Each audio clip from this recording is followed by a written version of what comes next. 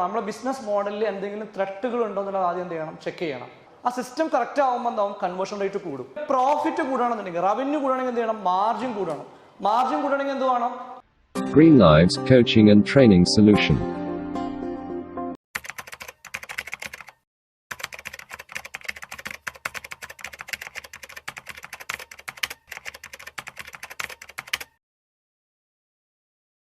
Business grow ചെയ്യണമെങ്കിൽ നമ്മൾ 5 levers focus ചെയ്യണം.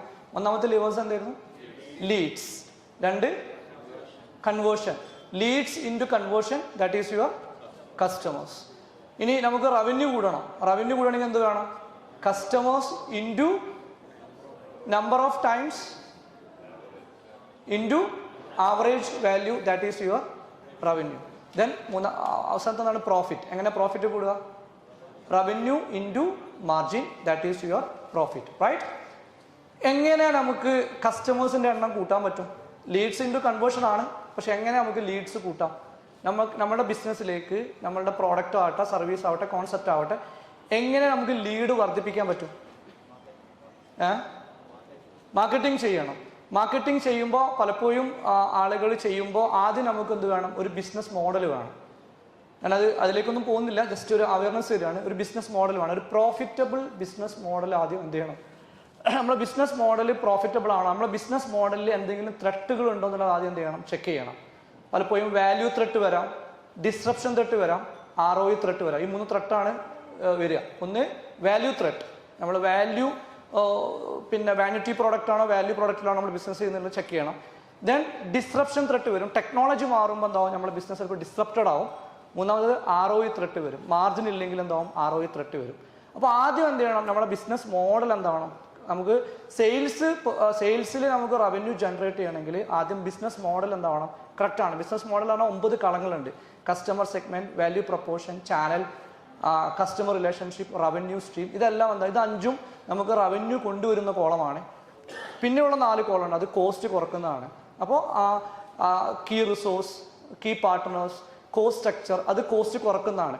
അപ്പോൾ അത് കറക്റ്റ് ആണോ നമ്മൾ ബിസിനസ് മോഡൽ എന്ത് ചെയ്യണം? ഡോക്യുമെന്റ് ചെയ്യുകയും അതിൽ ഇന്നോവേഷൻ കൊണ്ടുവരികയും ബിസിനസ് മോഡൽ കറക്റ്റ് ആണോ എന്നുള്ളത് ചെക്ക് ചെയ്യുകയും വേണം. ബിസിനസ് മോഡൽ പ്രോഫിറ്റബിൾ ആണെങ്കിൽ അടുത്തത് നിങ്ങൾ ചെയ്യേണ്ടത് മാർക്കറ്റിംഗ് എന്താണ്? മാർക്കറ്റിംഗ് മോഡൽ കറക്റ്റ് ആവുക എന്നുള്ളതാണ്. നമ്മുടെ ബിസിനസ് മോഡൽ ഓക്കെ ആണെങ്കിൽ പിന്നെ മാർക്കറ്റിംഗ് മോഡൽ എന്താണ്? മാർക്കറ്റിംഗ് മോഡൽ കറക്റ്റ് ആവണം. മാർക്കറ്റിംഗ് മോഡൽ ഓക്കെ ആണെങ്കിൽ പിന്നെ അതിനെ ബേസ് ചെയ്തിട്ട് എന്ത് ചെയ്യണം? എലമെന്റ്സ് ഓഫ് മാർക്കറ്റിംഗ് സിസ്റ്റം ഉണ്ട്. ഒരു മാർക്കറ്റിംഗ് സിസ്റ്റം ഡെവലപ്പ് ചെയ്യണം. ആ സിസ്റ്റത്തിനെ അടിസ്ഥാനപ്പെടുത്തിയിട്ട് വേണം നമ്മളെ സെയിൽസ് സിസ്റ്റം ഉണ്ടാക്കാൻ. മാർക്കറ്റിംഗ് സ്ട്രാറ്റജി ഡെവലപ്പ് ചെയ്യണം. ആ മാർക്കറ്റിംഗ് സ്ട്രാറ്റജിനെ അടിസ്ഥാനപ്പെടുത്തിയിട്ട് വേണം നമ്മൾ സെയിൽസ് സിസ്റ്റം ഉണ്ടാക്കാൻ. സെയിൽസ് സിസ്റ്റം എന്ന് പറഞ്ഞാൽ ഞാൻ നേരത്തെ പറഞ്ഞു, സെയിൽസ് ഒരു സയൻസ് ആണ്, ആർട്ടും ആണ്. അപ്പോൾ ആ സയൻസ് കൃത്യമായിട്ട് എന്ത് ചെയ്യണം?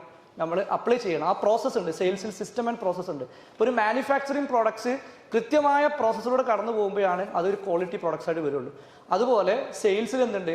ഒരു കൃത്യമായ പ്രോസസ്സ് ഉണ്ട്. ആ പ്രോസസ്സ് എന്ത് ചെയ്യണം? നമ്മളെ സെയിൽസ് ടീം ചെയ്യുന്ന പ്രോസസ്സ് കറക്റ്റ് ആണോ എന്ന് ചെക്ക് ചെയ്യണം. കമ്പനിയിൽ ഒരു സെയിൽസ് സിസ്റ്റം ഇല്ലെങ്കിൽ അത് ഉണ്ടാക്കണം. സ്പാങ്കോ എന്ന് പറഞ്ഞാൽ ഇന്റർനാഷണലി ഫോളോ ചെയ്യുന്ന സിസ്റ്റം. നമുക്ക് സമയം ഉണ്ടെങ്കിൽ ഡിസ്കസ് ചെയ്യാം. സസ്പെക്റ്റിംഗ് എങ്ങനെ ചെയ്യണം, എങ്ങനെ പ്രോസ്പെക്റ്റിംഗ് ചെയ്യണം, എങ്ങനെ കസ്റ്റമർ അപ്രോച്ച് ചെയ്യണം, എങ്ങനെ നമുക്ക് നെഗോഷിയേറ്റ് ചെയ്യണം, എങ്ങനെ ക്ലോസ് ചെയ്യണം, എങ്ങനെ ഓർഡർ എടുക്കണം എന്നൊരു സിസ്റ്റം ഉണ്ട്.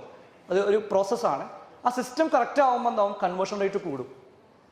അതുപോലെ തന്നെ ഒരു സെയിൽസ് സ്ക്രിപ്റ്റ് വേണം. സെയിൽസ് സ്ക്രിപ്റ്റ് ഉണ്ടാവണം. മൂന്നാമത് നമുക്ക് എന്ത് വേണം? അതിന് പറ്റിയ സപ്പോർട്ടിങ് ടൂൾസ് ഉണ്ടാവണം. 4 സ്കിൽഡ് ആയിട്ടുള്ള സെയിൽസ് ടീം ഉണ്ടാവണം. അപ്പോഴാണ് നമ്മുടെ കൺവേർഷൻ കൂടുക. പിന്നെ ഞാൻ പറഞ്ഞു റവന്യൂ കൂടണമെങ്കിൽ എന്ത് വേണം? റവന്യൂ കൂടണമെന്നുണ്ടെങ്കിൽ നമ്മൾ പറഞ്ഞിരുന്നു നമ്പർ ഓഫ് ടൈംസ് എന്ത് ചെയ്യണം? നമ്പർ ഓഫ് ടൈംസ് കസ്റ്റമർ വാങ്ങുന്ന നമ്പർ ഓഫ് ടൈംസ് കൂടണം. അത് നമ്മളെ സെയിൽസ് ടീമിന് എന്ത് ചെയ്യണം? ക്രോസ് സെല്ലിങ്ങും അപ്പ് സെല്ലിങ്ങും നെക്സ്റ്റ് സെല്ലിങ്ങും പഠിപ്പിക്കണം, ട്രെയിൻ ചെയ്യണം. എങ്ങനെ ക്രോസ് സെല്ലിംഗ് ചെയ്യുക, നെക്സ്റ്റ് സെല്ലിംഗ് ചെയ്യുക, എങ്ങനെ അപ്പ് സെല്ലിംഗ് ചെയ്യുക എന്നുള്ളതൊക്കെ അവർ ട്രെയിൻ ചെയ്യുക. അപ്പോഴാണ് എന്ത് ഉള്ളൂ? നമ്മുടെ നമ്പർ ഓഫ് ടൈംസ് കൂടുള്ളൂ, അല്ലെങ്കിൽ നമ്മുടെ ആവറേജ് വാല്യൂ ട്രാൻസാക്ഷൻ കൂടുള്ളൂ. പിന്നെ പ്രോഫിറ്റ് കൂടണമെന്നുണ്ടെങ്കിൽ, റവന്യൂ കൂടണമെങ്കിൽ എന്ത് ചെയ്യണം? മാർജിൻ കൂടണം. മാർജിൻ കൂടണമെങ്കിൽ എന്ത് വേണം?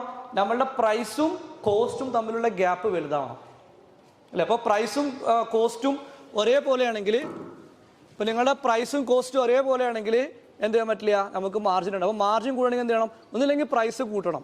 പ്രൈസ് കൂട്ടണമെങ്കിൽ എന്ത് വേണം?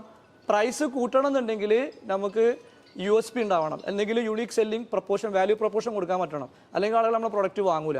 അല്ലെങ്കിൽ എന്ത് ചെയ്യണം? പ്രൈസിന് കൂട്ടാൻ പറ്റില്ല വിചാരിക്കുക, അപ്പോൾ കോസ്റ്റ് കുറച്ചാലും മതി. കോസ്റ്റ് കുറഞ്ഞാലും എന്തോ നമുക്ക് മാർജിൻ കൂടും. ഇനി പ്രൈസ് കൂട്ടുകയും നമ്മൾ കോസ്റ്റ് കുറക്കുകയും ചെയ്യുകയാണെങ്കിൽ യു വിൽ ഹാവ് നല്ല മാർജിൻ വരും. ഓക്കെ, ഇത്രയും കാര്യങ്ങളാണ് നമ്മൾ ചർച്ച ചെയ്തത്. Greenlives Coaching and Training Solution.